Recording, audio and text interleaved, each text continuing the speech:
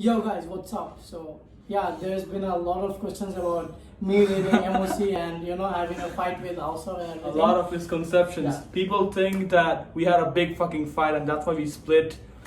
What you're trying That's what people are thinking. But trading for me, I've always thought trading is a personal thing for me. But coming into MOC, having that experience, working with Ausaf and 400 to 450 people.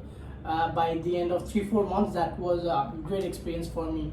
Giving out signals, working with Ausaf, the constant TV sessions, it's amazing.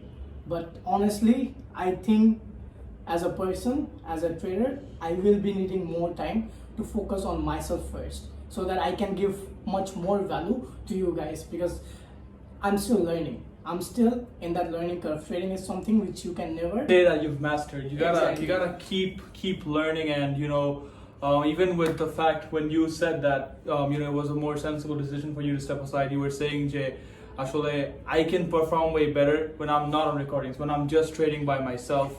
Exactly. So- And in life you gotta be selfish at some point so that you can work better. And working with Ausaf, that has always given me more confidence. We will always be connected together, but for now Absolutely. I know what he can do, and taking it slow, working with everyone, giving them value. I think that's a great way. But as a person, I think I should step away now and think about myself, my trading, so that I can come back stronger. Okay. And that's it. Nothing Wonderful. much more. Every time you say it, it hurts me and also the people who are watching that it's Well, been a fucking journey. It hurts, 3 years. It hurts me when I was living that group. Three I was fucking years, actually man. crying, but that's something I gotta do it for you guys and for myself. I know what I can do. I know what skill I have and what I can do with it in the next few years. Absolutely. And I just want to work with that. That's it. I think sometimes in life we have to take drastic decisions. It came as a shocker to everyone, but the big shockers will be what Alavi Hossain does in the future, and we all gotta pray for him. Always MOC, everything for MOC. I keep saying this: the biggest contributions, the biggest steps made by MOC. He contributed big fucking, if you even make it into percentage, 70% was Alavi Hossain, 30% was Asaf Hossain. That's what I would say, honestly. Like the way the company grew. I really appreciate that, but I know what you can do for MOC, and I believe that. You, Alavi's there. He is Yeah. there. His Instagram's active. He is still trading, and I promise you, his trading's gonna go even better because we're family. I keep in touch with what's up with his trading. From what you've seen in the Signals channel, it's gotten even better. So keep in touch, keep asking questions, and for one last time, because he's going back to Dhaka for some time, we're gonna keep doing this again. Chart art by MOC. So ভাই কিন্তু market এত slow কেন এখন এটা I don't know. I think this is just for some days. We are still into something very interesting area. It will be nice to see if we can break above this high. If we can break above this high, the next target would be around 155, 156 area. Looking at daily, but for the weekly analysis, let's go in 4-hour. It's good that the structure, you see the bearish structure is kind of trying to be broken, but we don't know. And in this kind of areas, we will see some big candles. Absolutely. Once the price is holding in this kind of areas, maybe around this area, or maybe around 154 area. But click on the eyes, the vision. Yep. So I just want to talk about this whole fucking thing. You see this blue line? Yeah, this is where the liquidity is actually. So if we can break above this high, maybe at the end of this week, we might be heading towards 153.5 area very easily. Definitely. But these are the areas which will actually tell all the retails and all the traders to sell in this kind of area. So we gotta wait. We gotta see the price action first. Let's go in 1 hour. Where is this? Okay. So if you go and look over here, The price action is stupid here. yeah, but one thing which It might be selling which something. I like today is that the liquidity was cleared over here. All these highs at the start of London session, and you see how this engulfing candle is closing below this area. Yeah. So yeah, in the New York session today, we might get something coming down to this I area. was thinking at least 152.7. We might tap into this order block before going higher. Absolutely. And you know the pattern we always talk about, the one done, come back and drop. Exactly. That is very high possibility. So yeah, yesterday, as we speak, it's already happening. You know, the volume is just coming in. So we might, if we get an institutional candle over here, we might be selling off the pullback of the 50% of this area around 153.1 area. So we might get a setup in the New York Open, but for now, if you look at yesterday's London session opening, it spiked over here, mitigated of this order block, did 78.60 over here, and then mitigated of this area over here, and then the price was sitting. This is something which repeats day in day out. Every day you I see have the same something interesting to ask you though, of the intraday perspective. Okay. So actually, when you look at it this way, we're seeing it's trying to form a higher, it's trying to form a higher high. If you look at it this way, trying to form a higher high. But what is this? What, like, on an intraday perspective, this looks like a pattern which tried to create a short position. So what is the significance of this? Okay, once you see this kind of wicks, bigger wicks, it might just fill the wick, and then come down and leaving the equal highs over here, which will actually go higher once we have equal highs in the higher time frame, the level you have showed. So it's just now we have to wait. If I see the candles closing, we have another 11 minutes for the 1 hour candle to close. If the candle closes below this body, the last hour's body, we might be actually heading down. We're for at least around 152.6 area, which is a really nice intraday setup for me. Think so too. So let's go into the withdrawals and investing. I would always say, once you are profiting, please at least withdraw 10 to 15% of your profits. Once you are making profits, there will be at first you will be having losses. If I compare the trading things that people go through, losses and then break evens, and once you are going through that break even thing, that means you are actually improving. Definitely, because you're not consistently losing. You're holding your capital. So that's when you should be more careful about your withdrawals taking into your bank account. That's the main reason you are trading. That's like a business. Treat it like a business. Take 10, 15% or 25% out into your bank account and trade with the rest of the money. So what about people who actually who profit, but who withdraw 50-60% of their profits and like try to solve their problems? What would you tell them? Well, see, this is why I told that this is like a business. You have to know how much you are taking out of your account and how much you need it. Some people like to trade with $100. Even some people like to trade with $100,000. They like to withdraw all the profits after they made in a month.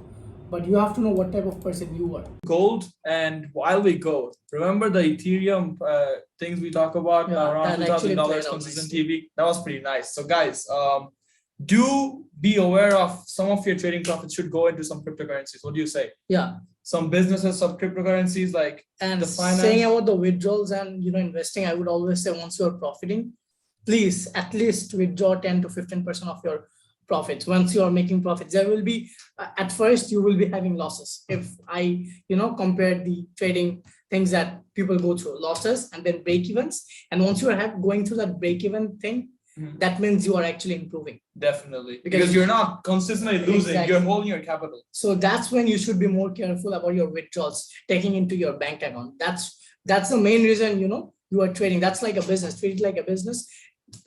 Take 10, 15% or 25% out into your bank account and trade with the rest of the money. So what about people who actually who profit, but who withdraw 50-60% of their profits and like try to solve their problems? What would you tell them? Well, see, this is why I told that this is like a business. You have to know how much you are taking out of your account and how much you need it. Some people like to trade with $100. Even some people like to trade with $100,000. They like to withdraw all the profits after they made in a month. But you have to know what type of person you are.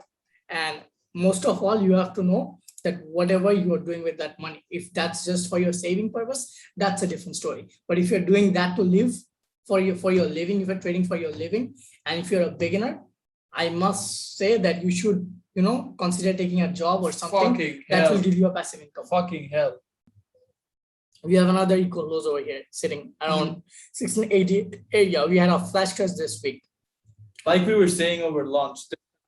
Fucking year, right? Exactly. Last year we had with GA, GU, and all these GBPs around February. In 2018 we had, so 2019 we had UJ that dropped like 400 or 500 pips. So every year. Exactly. So this was for gold this year, but for now, if you say I want gold to be stable first, because you won't be taking trades over here. Your stop loss will be 30-40 pips. So depending on how much percentage you're risking, that's actually a bad week for you to trade with. Absolutely. That's the reason I'm staying out of gold for this week. But what I will be actually watching is either it take away this area before it comes down again, because I'm actually bearish on gold, seeing this weekly close over here. Yeah, I think 1500 by 2022 is very likely. Yeah, if you see the weekly over here, these are the candles which usually get filled, right? Definitely. So I would be actually watching gold for sales next week. But for now, I'm actually staying away. You see this like whole huge surge around here. This institutional candle we have never got tapped. We are still waiting. So let's see how it goes. Let's do a quick off gold, and that will be the ending for the chart art by MOC. So let's what's up with gold?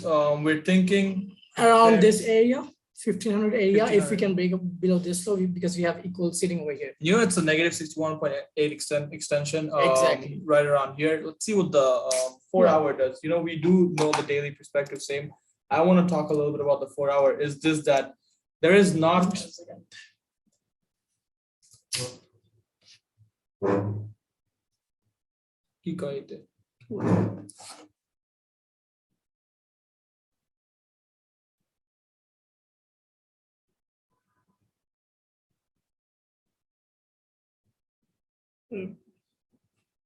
Okay, এখানে 4 hour 1 hour আসলে বলা কিছুই নেই, কারণ waiting time পুরোটা, কিন্তু আমরা just বলবো যে পেশেন্স জিনিসটা কি ওইটা আমরা বলে শেষ।